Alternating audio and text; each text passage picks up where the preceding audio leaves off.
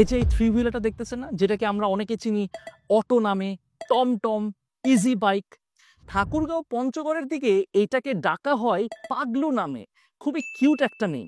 যাই হোক, এই ইজি বাইক বলি, অটো বলি, টমটম বলি, এটা আমার কাছে একটা হিরো। হিরো কেন, আমি এটা একটু এক্সপ্লেন করি। কারণ এটা পটেনশিয়ালি বাংলাদেশের একটা অনেক বড় সমস্যার সমাধান করতে পারবে, যেটার মাধ্যমে প্রতি বছর ৩৬,০০০ কোটি টাকা এই দেশে কন্ট্রিবিউট করা পসিবল, ইনকাম জেনারেট করা পসিবল। কিভাবে, আমি একটু বলি। এই নাম্বারটা শুনে আপনাদের কাছে একটু অতিরঞ্জিত লাগতেছে না, যেটা কিভাবে পসিবল? এটা কি আদৌ সম্ভব? এটা অ্যাবসলিউটলি সম্ভব। আমি আপনাদেরকে একদম স্টেপ বাই স্টেপ আমি আপনাদেরকে বুঝাবো যে কিভাবে এটা একটা উইন উইন সিচুয়েশন তৈরি করবে। যেমন এখানে রাইডার বেনিফিটেড হবে, প্যাসেঞ্জার বেনিফিটেড হবে, এটা দেশ বেনিফিটেড হবে, এনভায়রনমেন্ট বেনিফিটেড হবে, যে কোম্পানিটা বিক্রি করতেছে সেও বেনিফিটেড হবে। সো এটা win win win win win, মানে 5 জন উইন করতেছে বা 5টা পার্টি এখানে উইন করতেছে। আমি পুরোটা এক্সপ্লেন করব, ভিডিওটা একদম শেষ পর্যন্ত দেখবেন।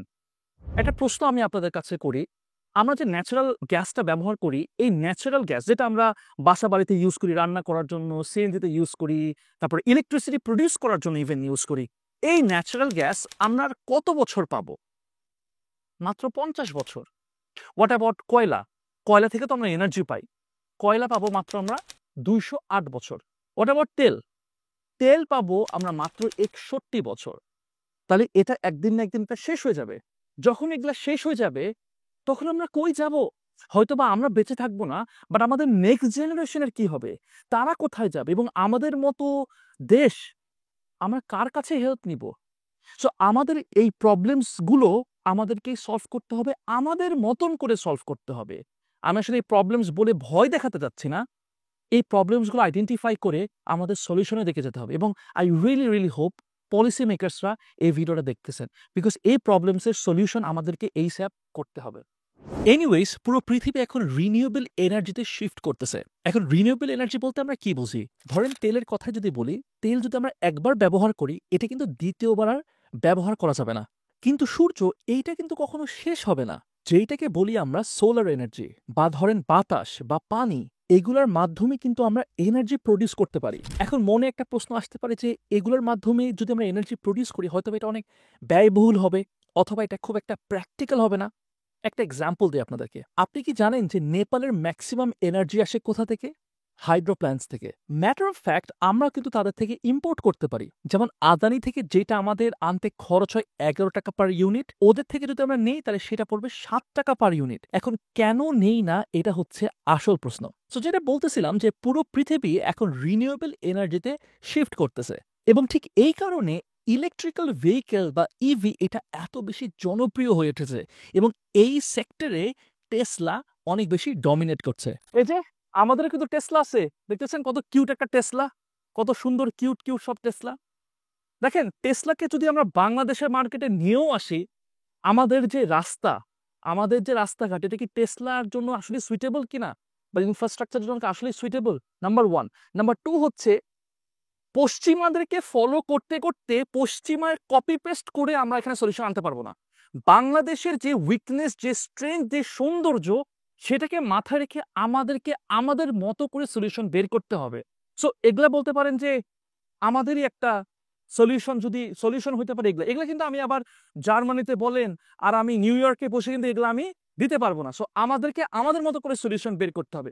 আর এই থ্রি হুইলার ইভি মার্কেটের একটা একটা কোম্পানি ডমিনেট করতেছে, বলতে পারেন যে থ্রি হুইলার ইভি মার্কেটের যে টেসলা, সেই কোম্পানির নাম হচ্ছে Jingpeng. And for the very first time তারা বাংলাদেশের মার্কেটে এন্ট্রি নিয়েছে। ম্যাটার অফ ফ্যাক্ট, আজকে আমরা আছি জিংপেং এর সোল ডিস্ট্রিবিউটরের ফ্যাক্টরিতে। এই প্রথম জিংপেং বাংলাদেশে এন্ট্রি নিয়েছে, এবং এইটা একটা রেভলিউশন ঘটা দিতে পারে। সেটার অ্যাকচুয়াল নাম তো থ্রি হুইলার, বাট যেহেতু আমরা অটো নামটাই বেশি পরিচিত, সো পুরো ভিডিওতে আমি এটাকে অটো বলে ডাকবো।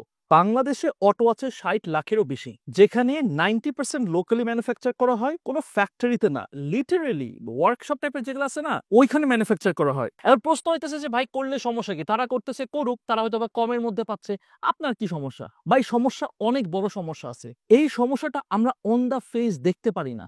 এটার একটা হিডেন অনেক বড় অপরচুনিটি কস্ট আছে, যেটার কারণে আমরা বছরে 36,000 কোটি টাকা যেখানে জেনারেট করতে পারতাম অ্যাজ এ নেশন, সেটা আমরা করতে পারতেছি না। আচ্ছা, আমি আপনাদেরকে এখন ম্যাথসটা পুরো ভেঙে ভেঙে বুঝাই বলি। দেখেন, কারেন্টলি যে লোকালি ম্যানুফ্যাকচার্ড অটোগুলো চলে সেগুলা 3 বছর পর্যন্ত চলতে পারে, যেখানে এই অটোগুলো যেটা জিংপেং এর অটো, এগুলা চলে 15 বছর ধরে। ইভেন তাদের বডি গ্যারেন্টি আছে 10 বছর। তার মানে যে ওয়ার্কশপে ম্যানুফ্যাকচার করা অটো চালাচ্ছে তার লাগছে এই 15 বছরের মধ্যে 5 বার চেঞ্জ করতে হচ্ছে। তার ইনিশিয়ালি খরচ পড়তেছে 1,30,000 থেকে 1,50,000 পর্যন্ত, বাট এটা কিন্তু প্রতি 3-4 বছর পর পর বাড়তেছে এবং বাড়তেই থাকবে। যেমন 2019-2020 সালের দিকে এটার দাম ছিল 80 থেকে 90,000। তাহলে এটা খুব স্বাভাবিকভাবে কয়েক বছরের মধ্যে এটা আস্তে আস্তে বাড়তে বাড়তে 2 লাখ, 2,30,000, 2,50,000, 3 লাখ পর্যন্ত কিন্তু এই 15 বছরের মধ্যে বাড়বে, এবং এটাই স্বাভাবিক। বাট এর মধ্যে কিন্তু আপনার এই অটোকে একবারও চেঞ্জ করা লাগছে না। তাহলে এই অটোগুলোর দাম কত? এই অটোগুলোর দাম হচ্ছে 2,75,000 টাকা। ও মাই গড, অনেক বেশি না? কোথায় 1,30,000 টাকা, 1,50,000 টাকায় আমি বানাই ফেলতে পারতেছি লোকালি ম্যানুফ্যাকচার করে, এটা তো 2,75,000 টাকা, অনেক বেশি দাম। কিন্তু ওই যে এইটাতেই আমরা মনে করি আচ্ছা এখানে 1 লাখ 1.5 লাখ টাকা আমি বাঁচাইতেছি, কিন্তু আমি তো ধরা খাচ্ছি পরে 15 বছরেতে এটা তো আমার চেঞ্জ করা লাগতেছে না, 10 বছর তো গ্যারেন্টি আছে। তার উপরে ব্যাংক, তারপরে এনজিও আছে, বিভিন্ন রকমের ফাইন্যান্সিয়াল ইনস্টিটিউশন আছে, তারা কিন্তু হেল্পও করে থাকে। সো এটা কিন্তু লং রানে অনেক বেশি বেনিফিশিয়াল। এখানে আরো অনেক সুবিধা আছে, যেমন ধরেন সেফটি ফিচার্স। অন্যগুলোতে তো ড্রাম ব্রেক ইউজ করে, অর্থাৎ ইনস্ট্যান্ট ব্রেক করা যায় না, এতে অ্যাক্সিডেন্টের চান্সেস বেড়ে যায়। জিংপেং এ হাইড্রোলিক ব্রেকস ইউজ করা হয়, তার মানে ইনস্ট্যান্ট ব্রেক, অ্যাক্সিডেন্ট হওয়ার চান্সও একদম কমে গেল। এবার চলেন আপনাদেরকে একটু টাকা পয়সার হিসাবটা বলি, মজা লাগবে। ধরেন রেগুলার অটোতে প্যাসেঞ্জার বসতে পারে টোটাল 6 জন, বাট এখানে বসতে পারবে 8 জন। তার মানে এখানে রাইডার আরো বেশি নিতে পারতেছে। এভারেজে ধরেন রাইডার্স বা ড্রাইভার্সরা 1,000 টাকা করে ডেইলি ইনকাম করে, সেই ক্ষেত্রে তারা এক্সট্রা 200 টাকা বেশি ইনকাম করতে পারবে। তার মানে কত দাঁড়ালো? মাসে 6,000 টাকা তারা বেশি ইনকাম করতে পারবে, আর পুরো বছরে 72,000 টাকা এক্সট্রা ইনকাম করতে পারতেছে। পুরো দেশে 55 লাখ ইভি 3 হুইলার্স আছে। তার মধ্যে আমরা যদি ধরেন 50 লাখ অ্যাক্টিভ আছে, তাহলে আপনি ইয়ারলি 50,000 টাকার সাথে 72,000 টাকা মাল্টিপ্লাই করেন, কত দাঁড়ায়? 36,000 কোটি টাকা। এটা অ্যাডিশনালি ইনকাম করা পসিবল। এখন প্যাসেঞ্জার জিততেছে কিভাবে? প্যাসেঞ্জার কি ভাড়া বাড়াই দিতেছে, বেশি টাকা দিতেছে? না, প্যাসেঞ্জার কিন্তু সেম ভাড়াটা দিতেছে। প্লাস সেফটি ফিচার্স এর কথা মনে আছে, আরো বেশি সেফ থাকতেছে, অ্যাক্সিডেন্টের রেটও কমে যাচ্ছে। এখন যেমন ইভি 3 হুইলার্স থেকে অ্যাক্সিডেন্ট হয় 17.59%, সেইটা এইটার মাধ্যমে 5%-এ নিয়ে আনা পসিবল। আর আপনি যদি একটা প্যাসেঞ্জার হন, খুব স্বাভাবিকভাবে যদি চিন্তা করেন যে হ্যাঁ, এরকম একটা সেফ সিকিউর একটা ভালো এরকম 3 হুইলার আছে, আর পাশে এরকম রেগুলার যেগুলা সাধারণত চলে ভাঙাচোরা, এরকম তো এত শক্ত, এরকম তো স্টাডি না, আপনি কোনটাতে চড়বেন? ভাড়াও তো সেম, সো খুব স্বাভাবিকভাবে আপনি এটাতে চড়বেন না। সেখানে কিন্তু প্যাসেঞ্জারও লাভবান হচ্ছে। যেমন আপনারা খেয়াল করে দেখেন, সিএনজিতে আগে আমরা ছোটবেলায় খেয়াল করছি কোনো দরজা থাকতো না, যেমন এখন যেরকম কেজ টাইপের আছে, এগুলা কিন্তু ছোটবেলায় আমি ছোটবেলায় দেখিনি, পুরো ফাঁকা থাকতো। সো ওইটা বেশি সেফ, নাকি এখন যেগুলা দেখি যেগুলা হইতেছে দরজা আছে, প্রপার সিকিউরিটি আছে, কোনটা বেশি সেফ? হিসাবটা কিন্তু সিম্পল।